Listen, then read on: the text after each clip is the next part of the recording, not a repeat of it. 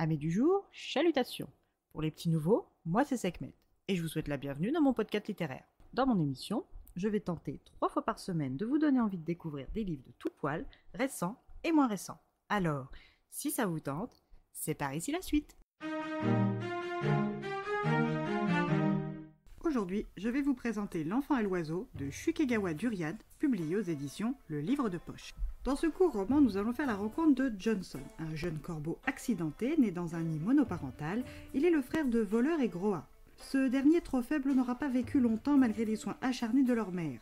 Voleur, lui, ne passera pas sa première saison, bien que le plus costaud des trois, face à un félin arrivé jusqu'à leur nid, il n'était vraiment pas de taille.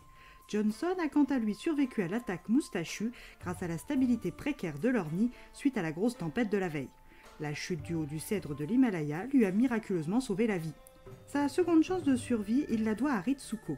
Cette femme de 40 ans a été appelée en urgence pour s'occuper de la destruction de ce nid tombé dans l'allée de l'usine dans laquelle elle est agent d'entretien. Quand cette mère célibataire découvre l'oisillon blessé, elle décide de l'emporter avec elle. Son fils Yoichi sera ravi. Ritsuko sait que dans la cité HLM qu'elle habite, les animaux sont interdits, et a fortiori encore plus les animaux sauvages comme les corbeaux, considérés comme des nuisibles à éradiquer. Mais elle sait aussi que son fils de 11 ans sujet aux bagarres adore les animaux. Elle sait que tout comme elle, son fils se sent apaisé quand il s'occupe d'eux. Tout ça mis bout à bout, finit de la décider à braver l'interdit. Quand elle présente le petit blessé à Yoichi, sa réaction confirme ses certitudes et elle se félicite de son audace. Ritsuko explique à son fils l'importance de rester discret et silencieux. Interdiction d'en parler à l'école ou à qui que ce soit sous peine d'avoir de lourds ennuis. Pour l'heure, Ritsuko doit partir pour son deuxième travail dans un bar de karaoké et laisse le soin à Yoichi de nourrir, abreuver, laver et soigner leur petit protégé. Le préado, un poil rebelle, est complètement investi dans sa mission et s'attelle à la tâche avec déférence et minutie. Une fois le pansement de la marque Johnson collé sur la tête déplumée de l'oiseau, Yoichi se prépare pour se reposer. Quand sa mère rentre, son fils veille le petit corps meurtri avec patience. Le lendemain et le surlendemain, impossible de nourrir l'oiseau baptisé Johnson par Yoichi. Puis après un dernier effort, c'est le déclic. Johnson se met enfin à manger. À partir de ce jour, l'oisillon pousse bien, mais commence aussi à croisser. Pour éviter de se faire remarquer, Yoichi décide de passer ses journées avec Johnson, même si cela signifie mentir à sa mère, à son professeur et ne pas manger le midi.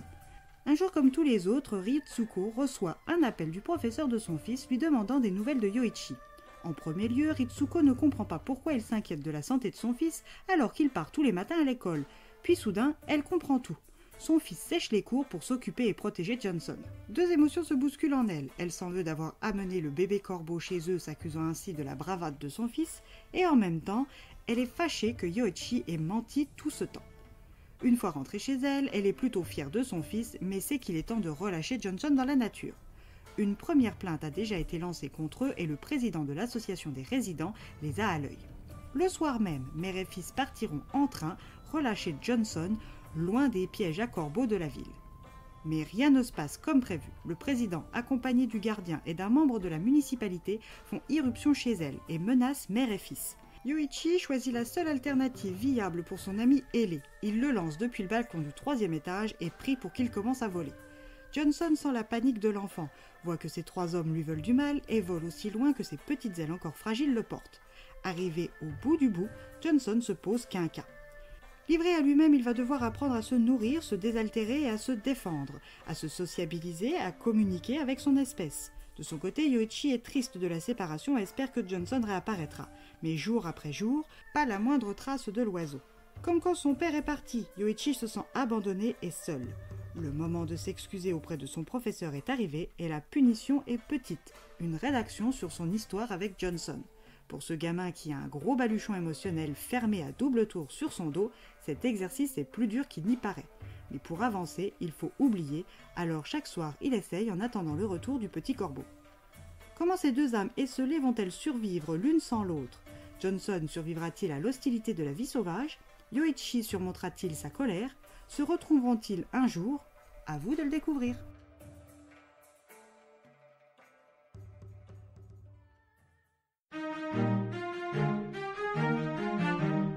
Un livre anthropomorphique qui amène le lecteur à réfléchir. C'est pourquoi je tiens à vous alerter sur 2 passages susceptibles de heurter votre sensibilité. Dans ce livre, il y a une scène de maltraitance animale et l'évocation du suicide.